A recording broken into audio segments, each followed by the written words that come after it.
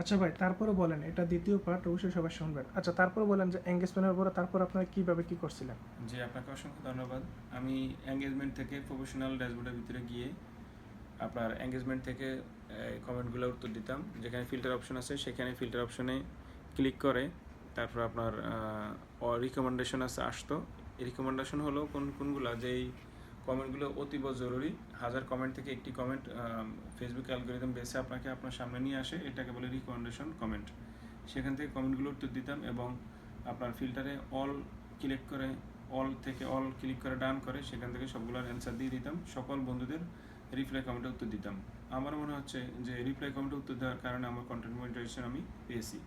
এবং তারপরে কিছুদিন পরে যেতে যেতে যেতে আমার শ্রদ্ধাভাজন আমার প্রিয় আমার বন্ধু এমডি ফারুক মিয়া, উনি আমাকে একদিন ফোন করে বললো যে ভাই আমি তো কন্টেন্ট মনিটাইজেশন পেয়েছি।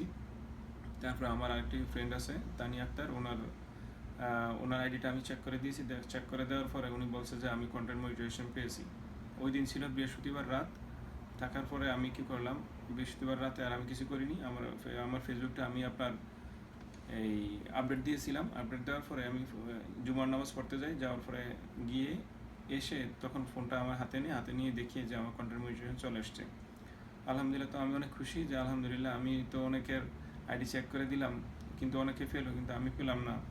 তারপর আমার বন্ধুরাও পাচ্ছে, আমি পাই না কেন? একই সাথেই তো সব কিছু একটা আমরা আফসোস থেকে যায় যে একটা আসলে এমনটা আমারও ছিল, যে অনেকে পাইতেছে আমি কেন পাইতেছি না, যে আমি তো অনেক অ্যাক্টিভ আছি তারপর পাইতেছি না, তো এমন আপনারও ছিল নাকি? হ্যাঁ জি।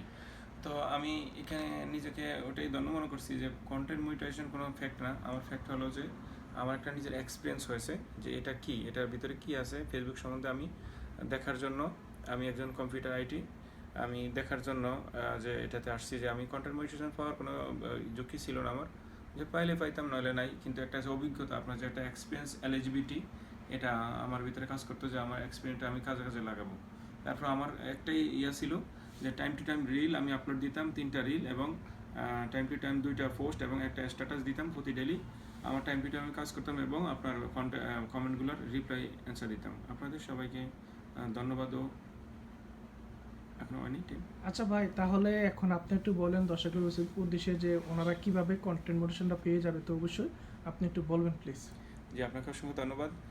আমি বলবো আপনারা আপনাদের অথেন্টিক নিজের ফেজটা দিয়ে যেই আপনার ভিডিও করবেন, আগে প্রথমে আপনি আপনার মোবাইল দিয়ে ভিডিও করবেন, করার পরে এই ভিডিওটাই আপনি রিল হিসেবে সারবেন এবং নিজের এই ছবিটাই শুধু আপলোড করবেন। এখানে 80% ছবি থাকবে আপনার নিজের, এবং আপনার ছেলে, আপনার মেয়ে বা আপনার ফ্যামিলির ছবি থাকবে মাত্র 20% বা 50%, মানে 15% ছবি থাকতে পারবে। আর কোনো রাজনৈতিক দলের এবং আপনার কোনো সেলিব্রিটি এবং অন্যান্য কেউর ছবি থাকতে পারবে না, শুধু আপনার ছবি ছাড়া। এবং আপনি এই কমেন্ট করবেন, কমেন্ট বেশি করবেন না, ঠিক আছে? আপনি বেশি কমেন্ট করলে আপনি কমেন্ট ব্লক খেয়ে যাবেন। কমেন্ট ব্লকের দ্বারা আপনার কিন্তু রিচ, এঙ্গেজমেন্ট সব কিছু ডাউন হয়ে যাবে।